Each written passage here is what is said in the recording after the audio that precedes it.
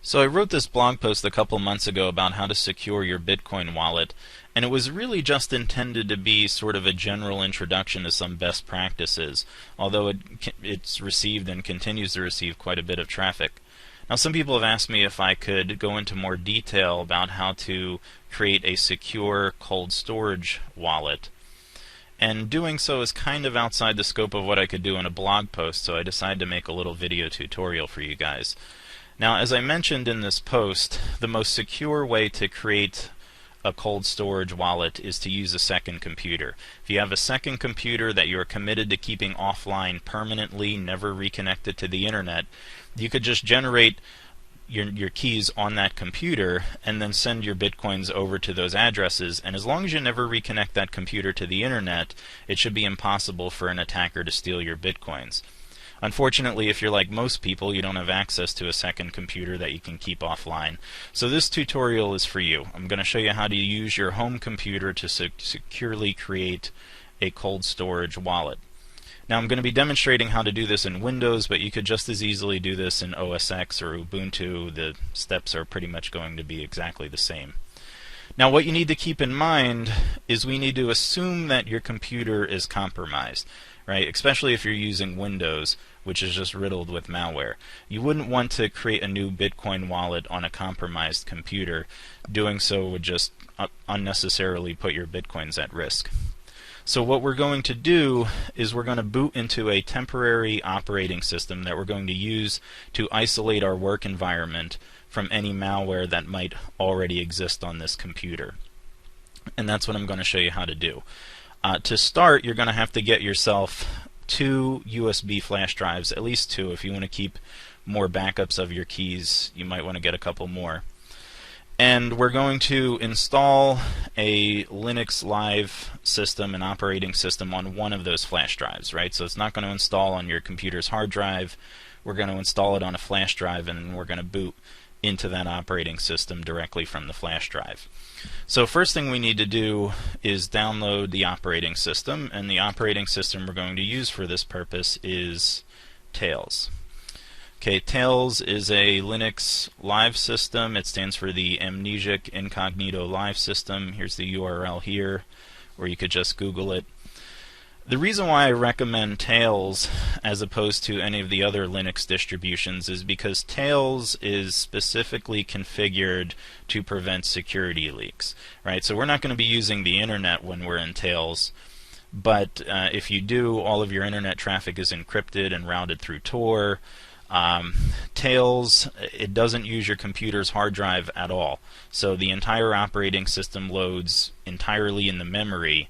And what that means is if you get any malware while you're using Tails, or if there are any records of the keys that you generated while you're in there, when you restart your computer, the entire memory gets wiped, and there's no record of you ever using Tails at all. Okay, so this will completely protect you from any malware that you might already have on your computer. So to download Tails, we're just going to click this link over here, and then we are going to download the ISO file. Now, if you know how to use PGP, you probably want to download the signature as well and the Tails signing key. So you can verify the integrity of this ISO image. Now, if you don't know what PGP is, you know, it's probably a good idea to Google it, although a PGP tutorial is outside the scope of what we're doing here.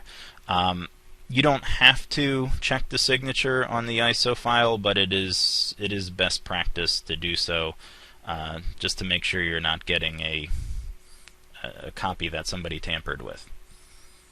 Okay, I'm going to actually cancel this download. This download's going to take a while, and I already have a copy of it here on my hard drive. Next thing we have to download is something called Unibootin. Okay, you can just Google that as well.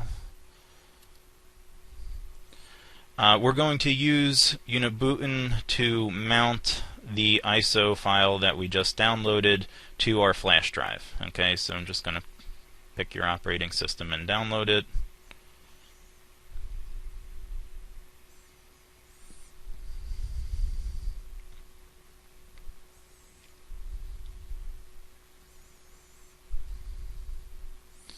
Okay, and there it is. So these are the two things that we're going to need to load our operating system onto this flash drive. Now, before we do that, we are going to want to format our flash drive. So you're going to come over here, just pick your drive, right-click, hit Format.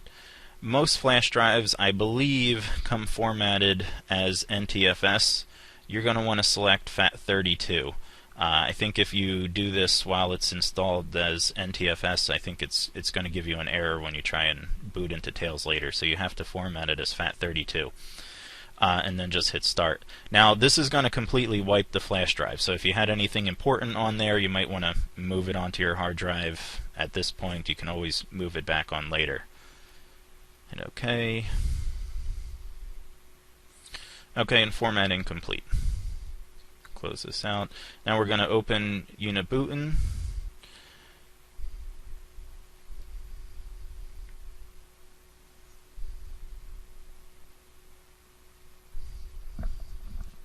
Okay, there it is. And you're just going to check this disk image, and we're just going to select our ISO file that we downloaded. This is our Tails operating system. And then you would just select USB drive and pick your drive. Mine is the G drive, so everything is fine. I'm just going to hit OK. And there it goes. So it's installing on the flash drive right now. I'm just going to let that go. Now, the final thing that we need is we're going to need some way of generating the new Bitcoin addresses once we are in Tails.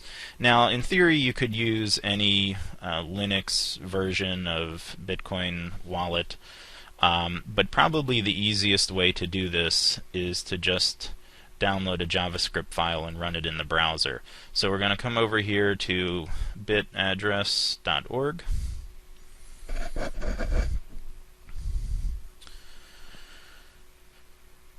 Okay, now the thing to keep in mind, if you're ever using a browser to generate Bitcoin addresses, you don't just want to generate the addresses in the browser, right? That's a really insecure way of going about doing it.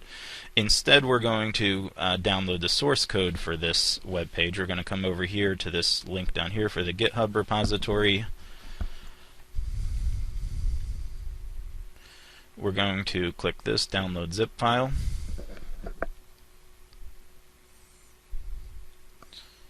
Okay, and I'm just going to extract this right here.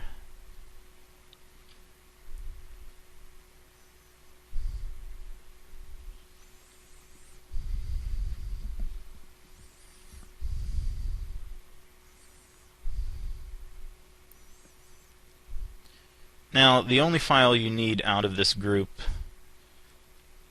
is this one right here, the bitaddress.org HTML file. So at this point, I don't have a second flash drive to demonstrate with, but if you have your second flash drive handy, stick that flash drive into your computer and just drag and drop this file into your flash drive.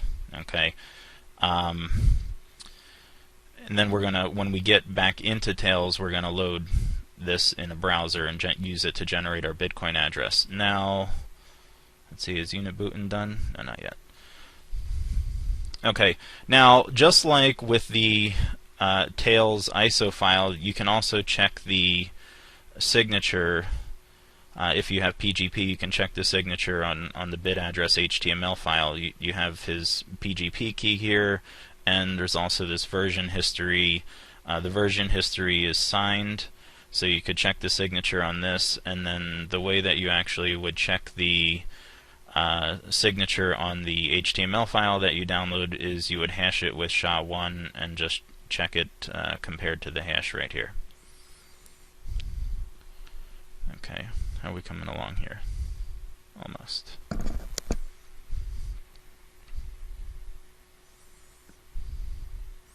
Okay, that's it. So now we have the Tails operating system installed on our flash drive, on one flash drive.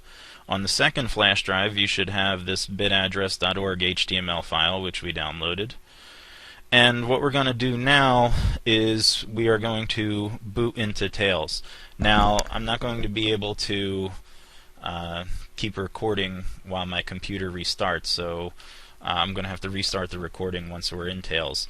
But before we do that, at this point you should probably go turn off your router. If you're using Wi-Fi, just go turn your router off. If you have a computer plugged into the internet, just unplug the cable. We're not going to need the internet at this point, and you don't want to be connected to the internet when we go into Tails anyway. We're just going to generate the new addresses completely offline. Now, you're just going to restart your computer like normal, and you're going to insert the Tails flash drive that we just created, the flash drive that has Tails installed on it. And the very first screen when your computer restarts, it's that weird looking screen. Mine shows like a Dell logo or something like that. It'll say F2 for setup and F12 for boot options. So just keep tapping F12. Just keep tapping it until a little menu comes up and it'll ask you, what do you want to boot from? Do you want to boot from a DVD, a USB drive? Select boot from USB, and Tails will do the rest. It'll boot entirely into that operating system. Okay, so that's what I'm going to do now, and I'm going to pause the recording, and I will see you back in Tails. Okay, so welcome back. Here we are in Tails. Now we're going to go ahead and generate our Bitcoin addresses while we're in here. So we're going to click on Computer, and then you should have your USB stick with the bit address file on it. Just click on that. And then here's the file. You can just go ahead and double click this and it should open in Iceweasel browser. Okay, and there you go. Alright, so we're going to click on Paper Wallet.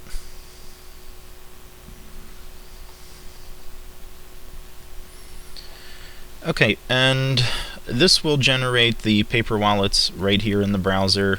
You can see you got the Bitcoin address on the left-hand side and the private key on the right.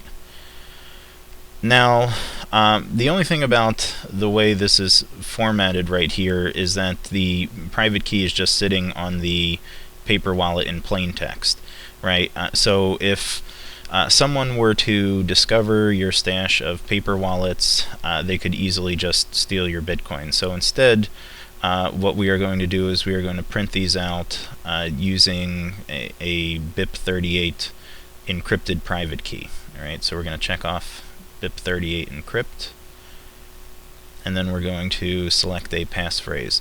Now, you want this passphrase to be very, very long and random, so that it's difficult to brute force, right? If you're using normal letters and characters, maybe 14, 15 different characters. I'm just going to go with a default password here just to demonstrate. Now, how many paper wallets do you want to print out? I would suggest you probably shouldn't just print out one. And the reason for that is you don't want to send all of your Bitcoins to a single address. Because let's just say you own 100 Bitcoins, right? That's over $100,000.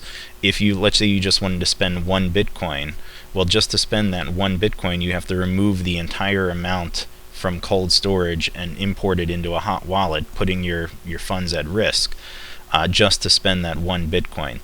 So a better way of going about doing it would be to maybe generate 10 Bitcoin addresses and split up your funds between them, maybe 20, right? Maybe you want to do 5 Bitcoins on each address. It's really up to you, but it would be much better to do that than to put them all in a single paper wallet. Okay, so then you're just going to want to go and click on Generate.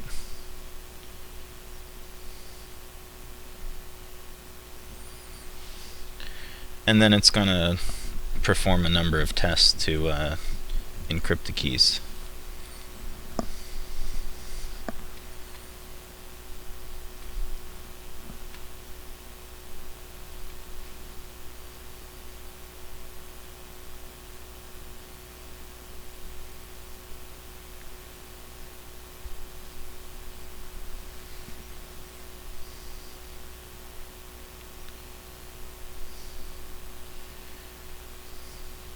Okay, and there you go, and you'll see that the paper wallets turned blue. This is because they're now encrypted, right? And you'll see that the private key over here on the right-hand side, it now begins with the number 6, right? So any private key that begins with a 6 is an encrypted private key. If you were going to import this private key or import your cold storage addresses back into a wallet, most wallets will allow you to import a BIP38 private key. When you just copy and paste the key into the wallet, it'll prompt you for your password. So whatever passphrase you entered, you would just enter it at that point.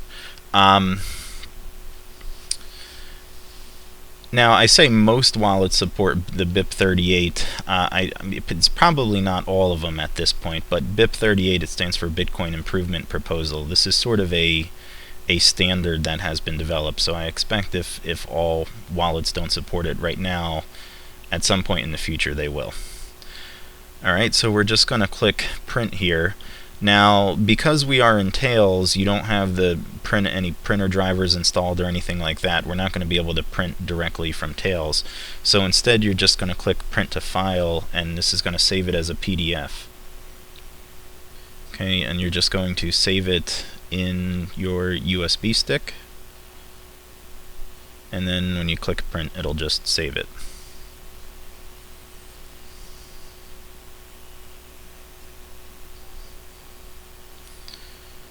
Alright, so you can close this out, and there you go. There's the PDF file on your USB stick. You open it up, there you are.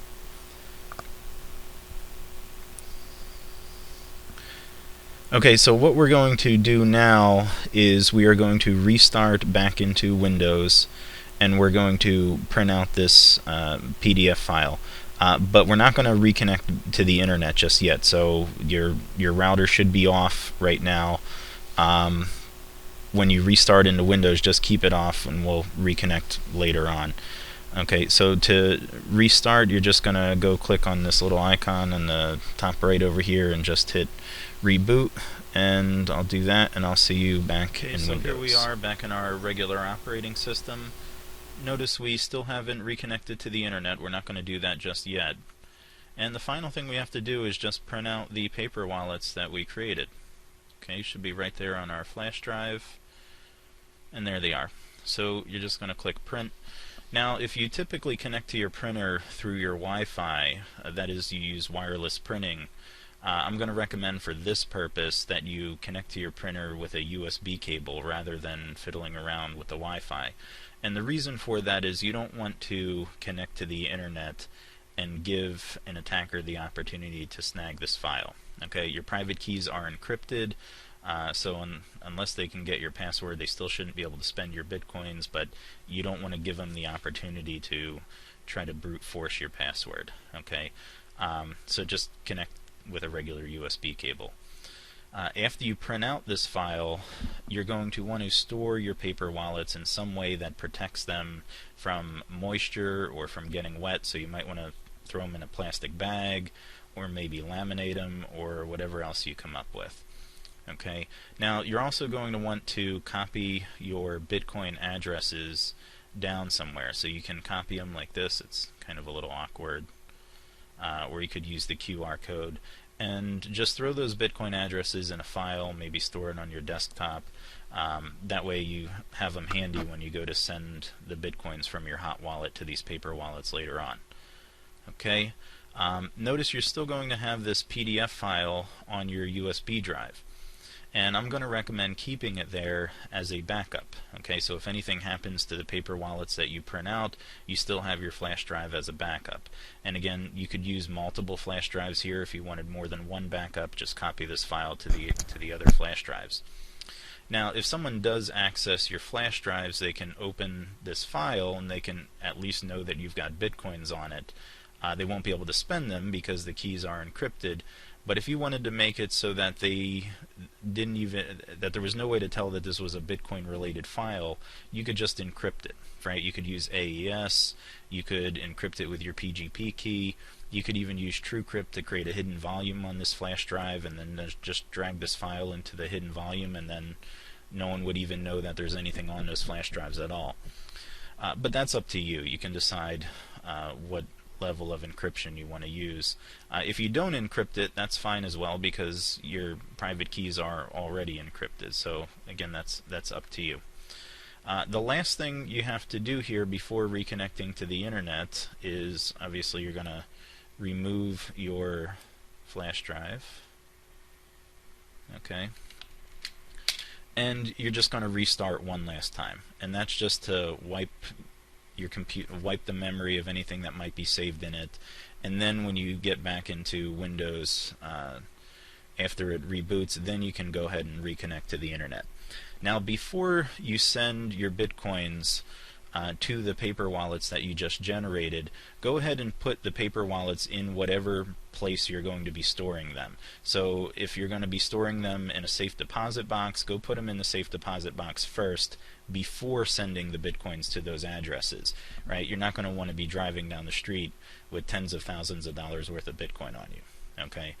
So put the empty paper wallets in the safe deposit box first, and then when you get back to your computer, send the Bitcoins to those addresses. Okay, so that's it. That's how to create a secure cold storage address on your home computer. If you do it this way using the Tails operating system, you can be reasonably sure that you've created it securely, and no one should be able to steal your Bitcoins. If you have any questions, I'm going to put my email in the description. Feel free to shoot me an email. Thanks.